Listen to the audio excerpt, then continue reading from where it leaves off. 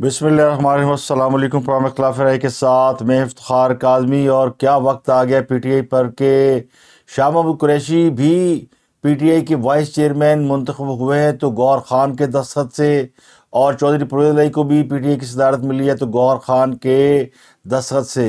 तो कल तक जो लोग पाकिस्तान की सियासत में झंडे गाड़े हुए थे, आज वो एक वकील की मरहून मिन्नत है जिसका सियासत में तजर्बा जुम्मा जुम्मा 8 दिन है। तो पीपल्स पार्टी के टिकट पर 2008 में देर से इलेक्शन हारने वाले गौहर खान आजकल पीटीआई के आला और बड़े ओहदे जो है वो पीटीआई के रहनुमाओं में बांट रहे हैं। उन्होंने शाह महमूद कुरैशी को पीटीआई का वाइस चेयरमैन और चौधरी परवेज़ इलाही को पीटीआई का सदर डिक्लेयर कर दिया है। बाकायदा उनके दस्तखतों से हुक्मनामा जारी हो गया है। तो बैरिस्टर गौहर अली खान ने फिरदौस शमीम नकवी और सेनेटर सैफुल्लाह अबड़ो को मरकज़ी नायब सदूर मुकर्रर किया है, जबकि मुश्ताक गनी और कासिम सूरी को भी नायब सदर के ओहदे सौंप दिए गए हैं। बाकायदा नोटिफिकेशन जारी कर दिया है और तमाम ओहदेदारों की एक लिस्ट जारी की है। अब मज़ा तो तब आएगा जब इमरान खान और फवाद चौधरी इलेक्शन कमीशन के सामने इकट्ठे पेश होंगे। फवाद चौधरी जो पीटीआई के बड़े ही अहम रहनुमा तस्वर किए जाते हैं, तो पिछली हुकूमत में हाँ सब के बड़े मजबूत पिलर थे। उनका और इमरान खान का केस एक साथ लगा हुआ है और ये तौहीन इलेक्शन कमीशन का केस है, तो ये भी अगले हफ्ते समाअत के लिए हम कर रहे हैं। तो ए अंदलीब आ मिल के करे आओ जारियाँ, तो दोनों रहनुमा जो मिलकर केस में आमने सामने होंगे। तो माजी में हम देख चुके हैं कि असद उमर जिन्होंने पार्टी को छोड़ा था, वो भी इमरान खान के साथ एक दो केसेस में पेश हुए, लेकिन इमरान खान साहब ने उनको लिफ्ट नहीं कराई। अब फवाद चौधरी के साथ भी इसी किस्म का नज़ारा देखने को मिल सकता है, क्योंकि फवाद चौधरी भी छोड़ चुके हैं पीटीआई। तो तहरीक इंसाफ का वकील पीटीआई के सीनियर रहनुमाओं को वैलिडेशन दे रहा है। अब गौहर खान पीटीआई के रहनुमाओं को बताएगा कि कौन चेयरमैन है, कौन वाइस चेयरमैन है, कौन सदर है, कौन कहाँ का नायब सदर है। तो वो कहने वाले कहते हैं कि डूब के मर जाओ। तो यूथियों का ये हाल हो गया है कि पार्टी जो है वो उनके हाथ से निकल गई और पार्टी के ओहदे भी वो लोग बांट रहे हैं जो कि एक साल पहले तक पार्टी का कोई हिस्सा नहीं थे। तो गौहर खान भी तहरीक इंसाफ को वैसे ही चला रहे हैं जैसे इमरान खान साहब ने हुकूमत चलाई थी और एस्टेब्लिशमेंट पीछे बैठ के हुकूमत चला रही थी, खान साहब फेस थे। तो आज वही सूरत हाल, आज खान साहब पीछे बैठ के पार्टी चलाने की कोशिश कर रहे हैं और गौहर खान जो है बज़ाहिर फेस है। लेकिन अगर इमरान खान को सज़ा हो जाती है तो फिर मामला क्या होगा, फिर गौहर खान ही पार्टी के कुल्ली चेयरमैन के तौर पर एक्सेप्ट कर लिए जाएंगे। लेकिन कुछ और अहम खबरें हैं, और वो खबर यह है कि मलिक रियाज और बैरिया टाउन भी मुकम्मल तौर पर बढ़ गए हैं और बैरिया टाउन का जो है ना क्लाइमेक्स वो शुरू हो गया। मलिक रियाज और उनके बेटे अली रियाज को मफरूर करार देने और इश्तिहारी करार देने की कार्रवाई शुरू होगी, जिसके बाद उनकी जायदादें और बैंक अकाउंट और उनके प्रोजेक्ट मुंजमद कर दिए जाएंगे। तो बैरिया टाउन के मकीनों के लिए परेशानी के अयाम का आगाज़ हुआ चाहता है। मलिक रियाज जो पाकिस्तान के बहुत बड़े बिजनेस टाइकून समझे जाते हैं, बहुत बड़े डेवलपर हैं और पाकिस्तान में जदीद तरीन हाउसिंग सोसाइटियों का उन्होंने आगाज़ किया था, संग बुनियाद रखा था।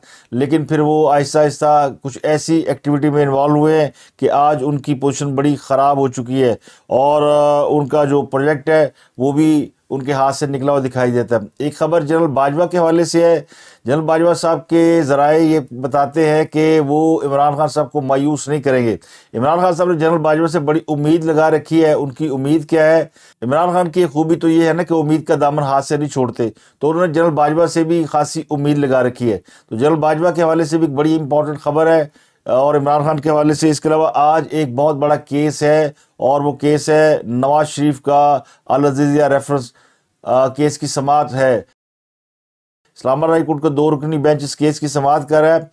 नवाज शरीफ के 2 केस जो है वो इस्लामाबाद हाई कोर्ट में ज़ेर समाअत थे, जिनमें से एक केस में उन्हें पिछले हफ्ते बाइज़्ज़त तौर पर बरी कर दिया गया। अब उनका दूसरा केस है अल अज़ीज़िया रेफरेंस में उनको 7 साल कैद की सज़ा सुनाई गई थी।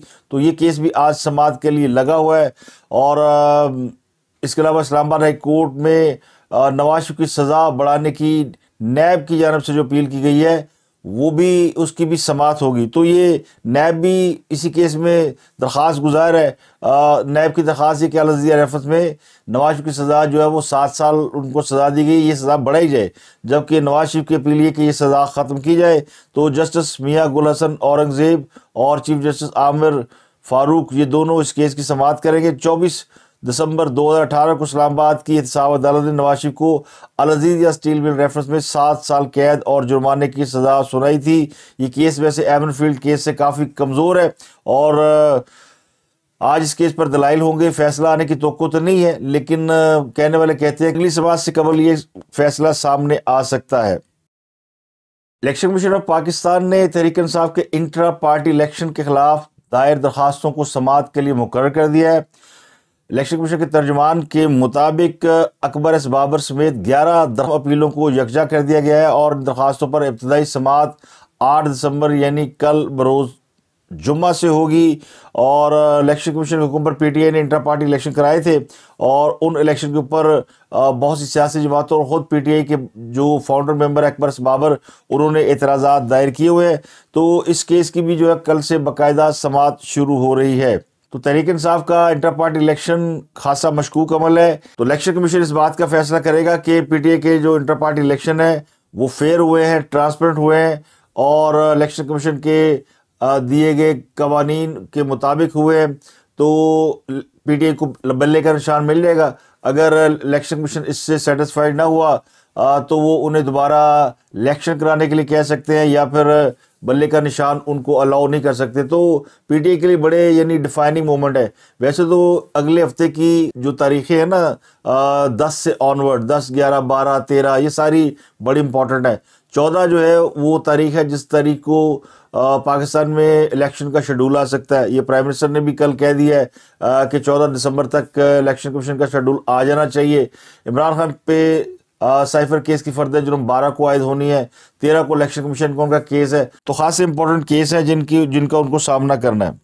2023 میں مہنگائی جو ہے وہ بلند ترین سطح پر پہنچ گئی اور وفاقی ادارہ شماریات کے مطابق سال 2023 جو ہے وہ مہنگائی کی تاریخ کا یعنی بہت ہی مہنگا ترین سال قرار پایا ہے۔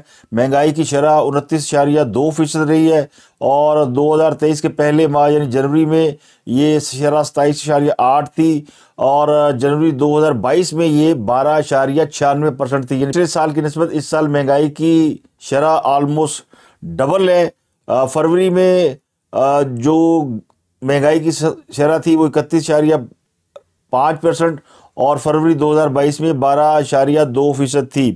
تو ابھی جو سپٹمبر گزرا ہے، سپٹمبر، اکتوبر، نومبر، اس کے حوالے سے اگر آپ دیکھ لیں تو اکتوبر میں مہنگائی کی شرح 26.8% ریکارڈ کی گئی ہے، جو پچھلے سال اسی مہینے میں 26.6% تھی۔ تو آلموسٹ پچھلے سال جس مہینے میں مہنگائی تھی اس کے ایکول آ گئی ہے۔ تو پچھلے مہینے نومبر میں جو مہنگائی کی شرح تھی وہ 29.2% تھی، جو کہ پچھلے سال نومبر 2022 میں 23.8% تھی۔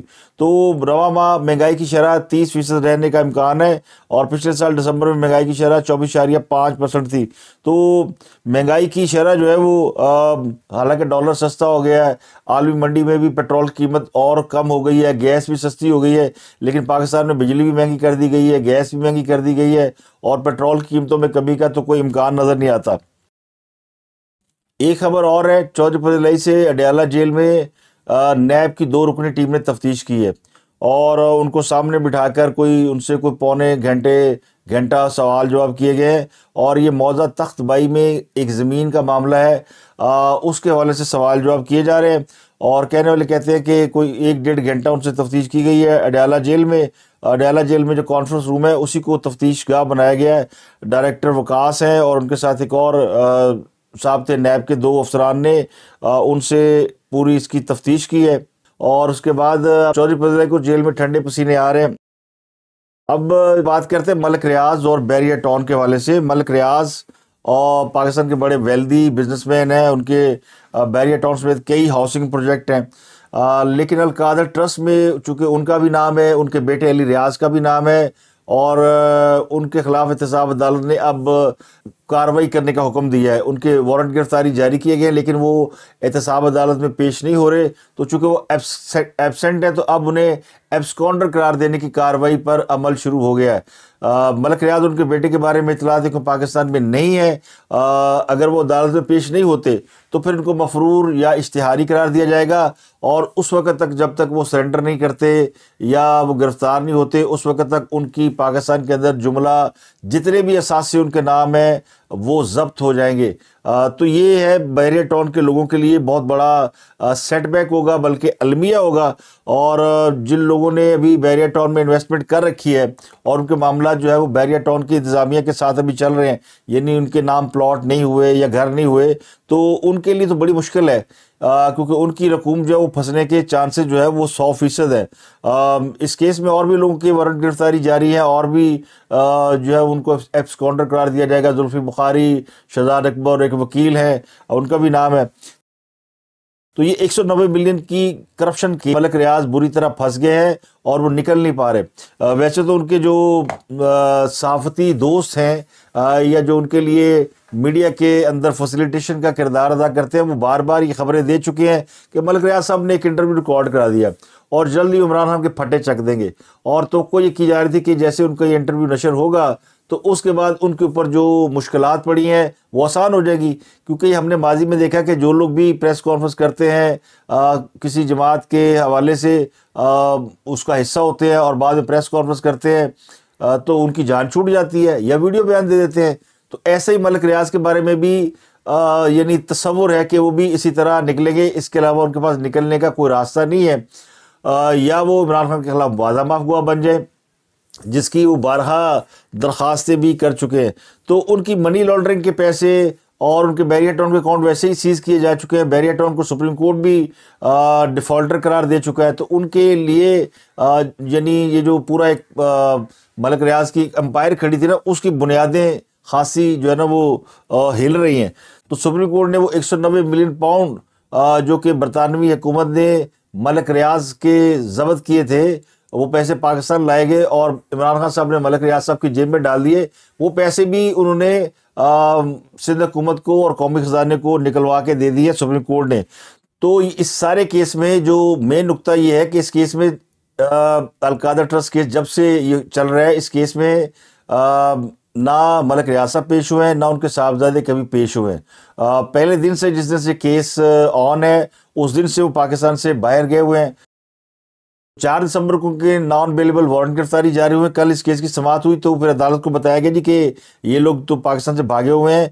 तो फिर अदालत ने इनके लिए एक प्रोसेस शुरू करने का हुक्म दिया है, और वो प्रोसेस है कि इनके इश्तिहार शाया कराए जाए, यानी अखबारात में मुल्क के जो चीदा नुमाया अखबार होते हैं उनमें इनके लिए इश्तिहार शाया किए जाएंगे, और फिर इनकी रहाइश गाहों पर इश्तिहार लगाए जाएंगे।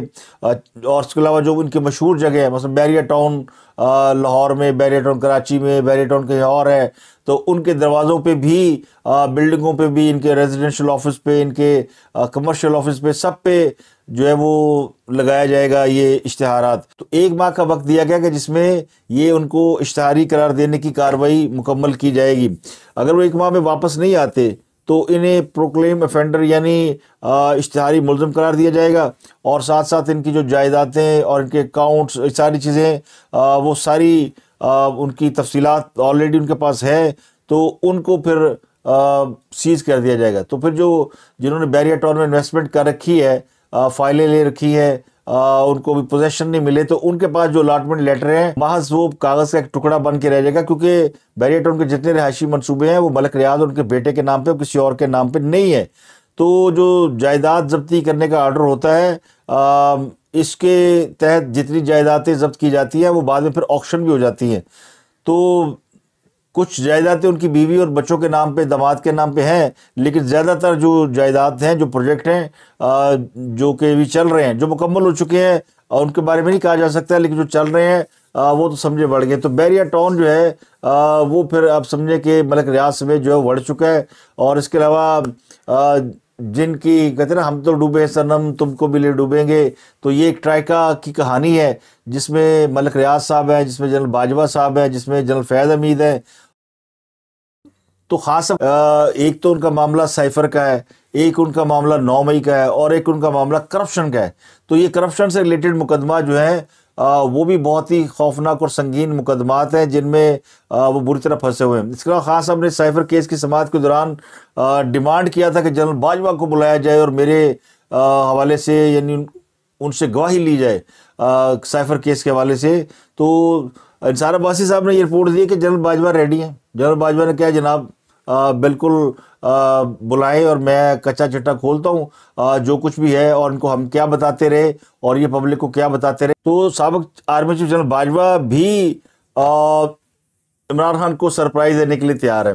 عمران خان صاحب نے ڈیمانڈ کیا تھا سائفر کیس میں جنرل باجوہ کو بلائیں گے، اور انہوں نے یہ بھی کہا تھا کہ وہ امریکی سفارت خانے کو کام کو بھی بطور گواہ شامل کریں گے۔ تو انصار عباسی صاحب کی ایک رپورٹ ہے کہ آرمی چیف سے بات کرنے والے ایک شخص نے ان کو یہ بتایا کہ شاید وہ عمران خان کو مایوس نہ کریں، اور عمران خان کی کال پر اگر عدالت انہیں بلاتی ہے تو وہ سائفر کیس میں بطور گواہ پیش ہونے کے لیے تیار ہے، لیکن اس کے لیے ظاہر ہے ان کو ان کی جو فوجی قیادت ہے اس سے اجازت نامہ درکار ہے۔ اب یہ باجوہ صاحب کے ذرائع کے حوالے سے انصار عباسی کا کہنا ہے، لیکن ضروری تو یہ ہے نا کہ عمران خان کے کہنے پر عدالت بھی اس بات کی اجازت دے کہ ہاں جنرل باجوہ کو گواہ کے طور پہ بلایا جا سکتا ہے۔